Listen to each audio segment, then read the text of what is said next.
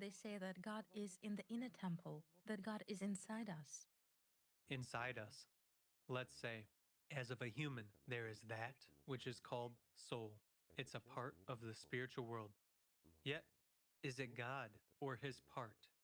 Can we call a part, for instance, let's take your hair and say that it is you. Yes and no at the same time, because your hair bears a DNA structure. And in this structure, all your information is recorded. It's a part of you. But at the same time, it's not you. Great. Well, the same appears to be in this case. However, where does the problem arise? The problem arises exactly in the fact that a person wants to see God, to learn what God is, to see, to describe him, or something else. And why does this happen? Because it's a trick from consciousness. If a person can see, for example, a planet, a person can see, he will look at the sky through a telescope, and he will see a whole galaxy or a mass of galaxies. As science develops, he can see more, and more. And he can go deeper in both the macro world and the micro world. Eventually, people will find a way to see that very septon simply, or to figure it out. All this is realistic. But is it possible to see God with earthly eyes? It's impossible, because this is something different. Yet a person wants to see. However, it's not the person who wants, but it's his consciousness that wants. While consciousness, as a part of the material world, tries to fit everything to itself. And there is a trick here, a trick from the demon. It says, just look, if you won't see God, if they won't show him to you, how can you believe or disbelieve? Yes, you can believe. However, belief is a hope. It is empty. It's not knowledge. Today, we believe in one thing. Tomorrow, we believe in something else.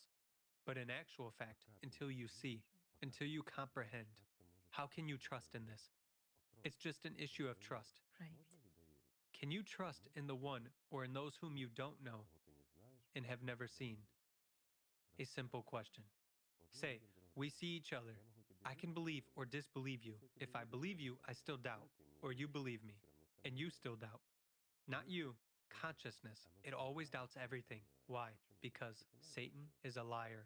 It's an artificial world which we really exist in. However, do we really exist in fact? Even if we really exist, we exist during a short time span. But on the other hand, if we look from our human perspective, life can be quite long, right? If we look from the perspective of even a planet, we exist for an instant.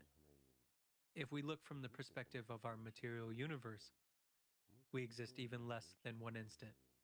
Whereas if we look from the perspective of the spiritual world, we don't exist at all. And in this case, it's not a paradox. But this is true. Whereas trust at the level of feelings, you have talked about consciousness, about the fact that consciousness always It doubts. must doubt, and it always forces. And here they say, people say, I don't know what personality is. I cannot find myself. Then whom does your consciousness lie to? My friends, Yes. it's a lie from consciousness, which seizes initiatives and tells you as personality that you cannot understand what personality is because it is making noise, running around in your head, and taking over your attention. Yes. However, it's very easy to find everything.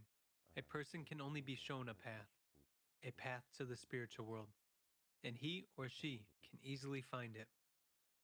While the path lies, not through some mountains or sofas or something else, the shortest path to God is the path. Into oneself Through love. through love. That's right. And don't religions mention that. They do. However, they immediately substitute, and everything immediately gets complicated. And why do complications take place? Why do conventionalities take place? A simple question. In all religions, there is a whole code of laws. What for? Well, it's also interesting because definitely there is some God's law that a human violates. He as if becomes detached from God, or this leads to his sufferings. The law is just one. Anyone who has betrayed God will not gain life. And this is true. When you serve Satan, what God's love can we talk about?